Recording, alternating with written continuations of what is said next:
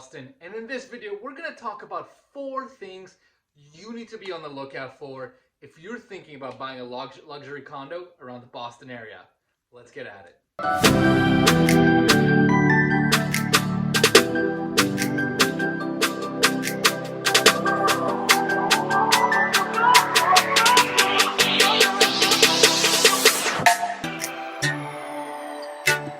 What's going on, guys?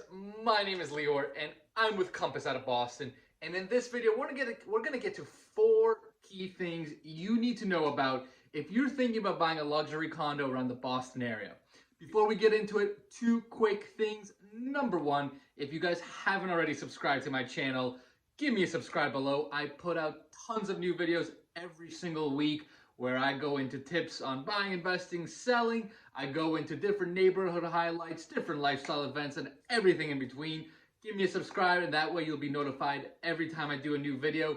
And number 2, if you guys are even thinking about doing making a move around the Boston area, whether it's buying, selling, leasing, investing, whatever it is, I get so many calls from you guys. So if you need help, just give me a shout and I will take care of you and I'll get it done. I absolutely love it when you guys hit me up. So let's get into today's content, which is 4 things you need to be aware of if you're going to be thinking about buying a luxury condo around the Boston area. Number 1, see if you can figure out who the developer is and what the reputation is, right? So Boston's kind of, it looks like a large town up front, but in the real estate world, it's not that big. And a lot of the times you can figure out who the developer is, what their experiences have been like, and what their reputation is, right? Because there's some developers out there that have some awesome reputations. Though even the ones that build smaller condos, like 2 or 3 unit buildings, there's some really well-known ones in certain specific areas. Like if you're going to look in East Boston specifically, or if you're going to look in Cambridge, Somerville, there's kind of different people that operate in different spaces. So if you can figure out who the developer is, you can look into what their reputation is, what their past work is like, and what their experience is like. It's not necessarily a deal breaker here. I mean, there's plenty of times where I've sold condos where I didn't know the developer, or maybe it was someone even newer and they ended up doing really great work. But it's just one screen test, if you will, that I like to do in just seeing who we're working with and if we can find out some info about their past experiences and quality of work. Number 2, you're gonna want to look at the quality of the actual renovation and the quality of the work, right? A lot of condos around the Boston area are sold as gut rehabs, and a lot of times they are, but sometimes they're not. A gut rehab, just to give you an example, so if you take a 2 or 3 unit building, a developer will come in, basically start with a shell, right? I mean, they take everything out, and then they start with a shell where they put in brand new plumbing, brand new electrical. They'll reframe everything, create the open concept. So that's the ideal gut rehab scenario. There's certainly been times where, I know where developers have not done that and they'll kind of skimmy a little bit on it and they might keep more of the original structure. So just make sure, and that's not a bad thing, right? I mean, as long as the price is adjusted accordingly, that's not a bad thing.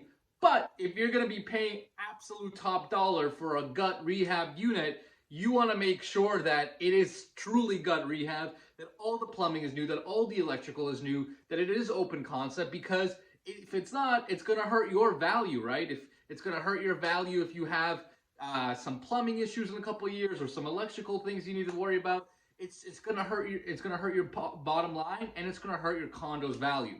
The other thing I like to look out for is just look out at the quality of the work, right? So when I walk a fresh renovation, I like to look at things like how is the baseboard and trim look like.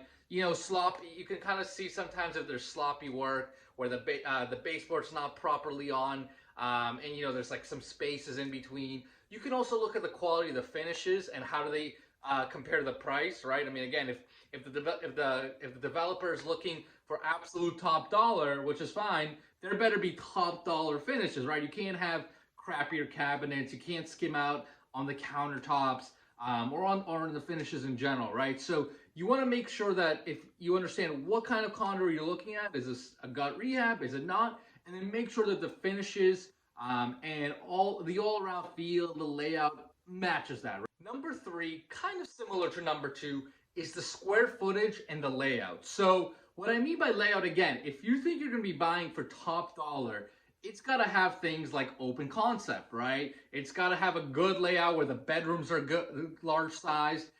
It's got to have a master, right? So in new construction, that's a lot easier to do, right? Because the developer is just going to build ground up. His architect is going to tell him exactly how to build it, and boom.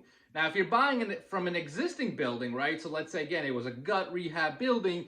You want to make sure that the developer spent that money on creating the open concept, on making sure that the bedrooms are all good sizes, that you do have that master bed and master bath. Because again, if you're going to be spending top dollar, right? You don't want something that's kind of a boxed in feel, right? Like a more older style, right? Like, because a lot of the older homes around the Boston area, they were built in a very choppy layout.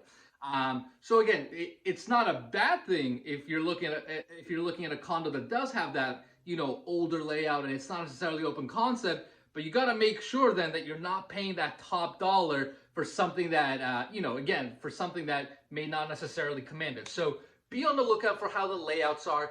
The other thing is make sure also you're looking at the square footage, especially in gut rehabs, right? A lot of the times, if you look at the first unit, the developer will often try to combine the first unit, the first floor with the basement square footage. And again, that's a great thing because it increases the size of the unit. But make sure, that you're analyzing that property correctly, right? Because that square footage in the basement is always devalued, right? So you don't want to be paying, if you've got a 1,300 square foot unit where you've got 1,000 square feet on the top and 300 square feet below, you don't want to be paying that same price per square foot for that basement square footage as you will for the first floor square footage, right? So you want to understand, and where's the square footage? How is it rationed out? And am I paying the right price? Because again, you don't want to overpay for something that that's not truly there, aka something like paying full market price for every square foot when you have a bi-level unit that's on the first floor and the basement. And number 4 is the punch list. So almost every single development you're going to walk into, regardless if it's new construction or if it's a gut rehab, usually when units go on the market, they're like 99% done, right? So you will typically have a few things that still need to be done. And that could be anything from like a little paint, some minor touch-ups, maybe some window issue, maybe some door fitting issues, right? Sometimes doors are not adjusted properly, so they need to be trimmed. So you will have those issues come up, and that's not a big deal. But what you need to be aware of is you need to make sure that the developer will be willing to work with you on those punch list items once you have an accepted offer and once you have an accepted purchase and sale. Because again, it's not a major thing, but you certainly want the developer to provide the absolute best product. And most developers are willing to do that, but you just want to be on the lookout for those things. Don't let that necessarily get to you, and don't let that scare you away from a unit, because again, it happens all the time especially when you're looking at renovations. But just make sure that the developer is willing to work with you, and then you can get that sorted out through him.